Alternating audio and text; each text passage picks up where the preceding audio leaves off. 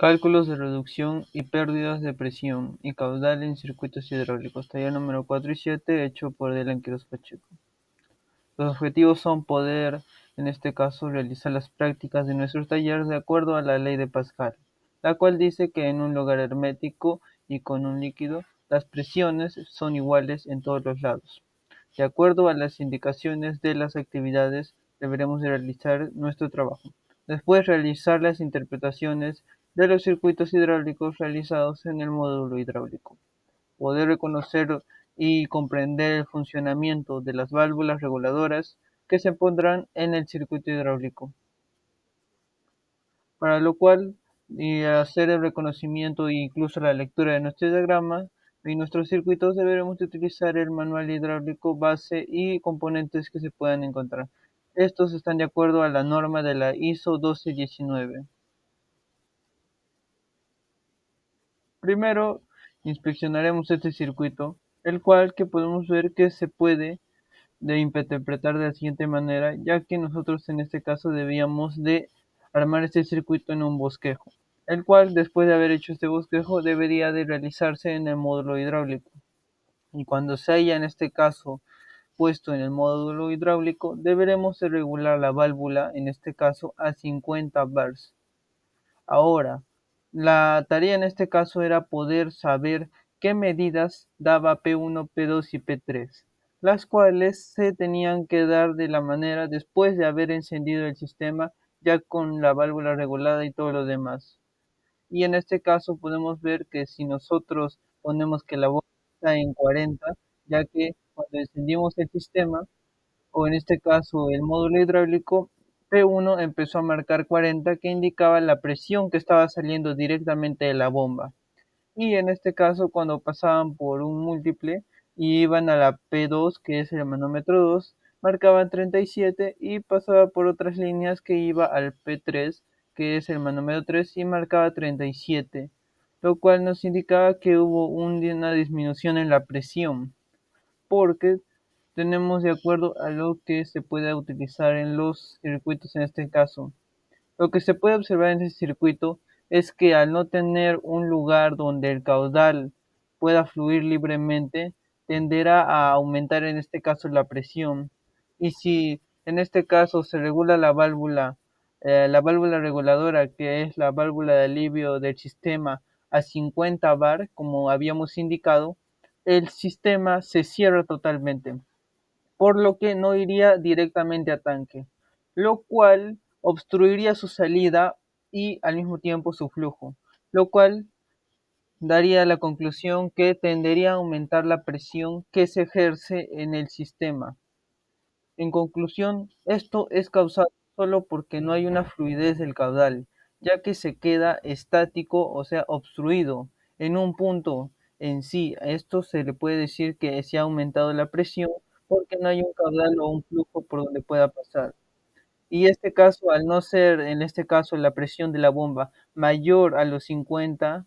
que en este caso requiere la válvula de alivio para poder abrirse y así dar paso al flujo directamente al tanque,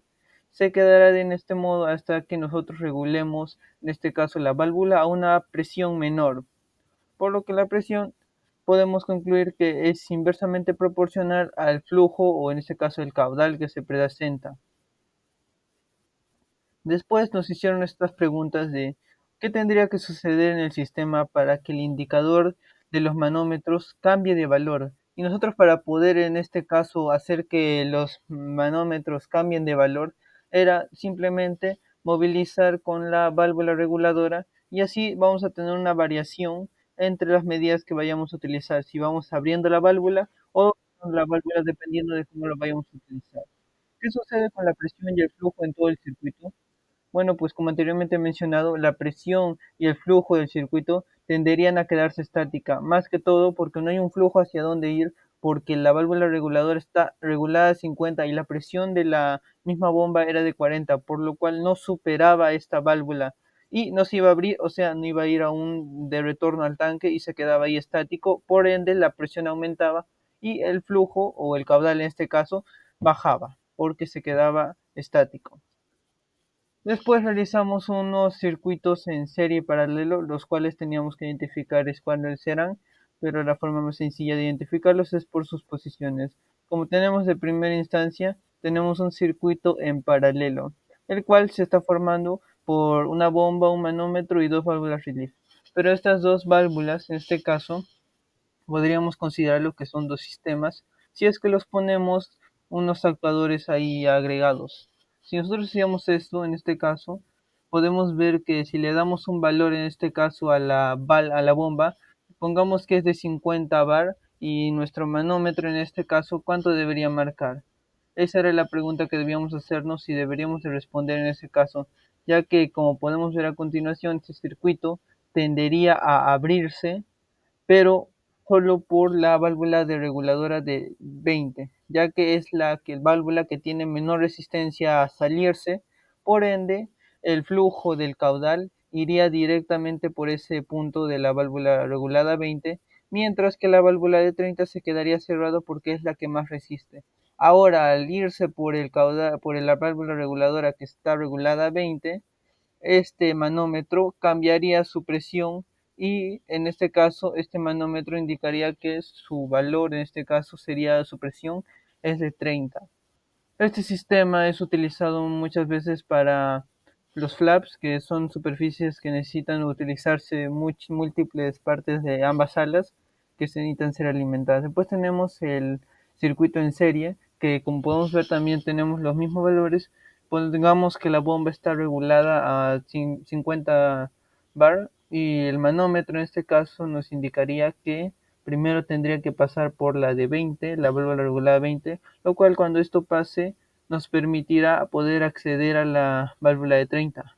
Pero en este caso, cuando pase por esta válvula, nuestro manómetro indicará 50, porque se ha abierto el caudal. En este caso, la presión ha llegado a 50. Este sistema es más utilizado cuando se quiere realizar sistemas por secuencia, como los podrían ser el tren de aterrizaje, ya que cuando vamos a hacer un aterrizaje o un despegue, necesitamos primero abrir las compuertas y retraer el tren de aterrizaje, o cuando vayamos estamos ascendiendo en un takeoff, necesitamos retraer los trenes de aterrizaje y cerrar las compuertas, los cuales serían sistemas hidráulicos que son en secuencia, lo cual es perfecto para un circuito en serio. Por último, vimos la válvula reguladora de presión, la cual nos ayudaba a poder regular en este caso la presión, ya que cuando la presión en este caso aumente demasiado, en este caso de la figurita que podemos ver acá, la membrana que empuja contra el muelle podría entonces en este caso abrir el orificio de escape de la parte central de esta misma membrana y el aire pueda salir en este caso del mismo regulador. Pero más que todo esto es utilizado para poder regular la presión que podamos a generar en el sistema. Esta válvula puede cambiar la variación en la medida de los manómetros si es que se le pone antes de las medidas. En conclusión, esta válvula reguladora nos sirve para poder regular la presión y asimismo podría ayudarnos a variar las lecturas o en este caso aumentar la presión o disminuirlas dependiendo de lo que queramos hacer en el trabajo. Eso sería todo, muchas gracias.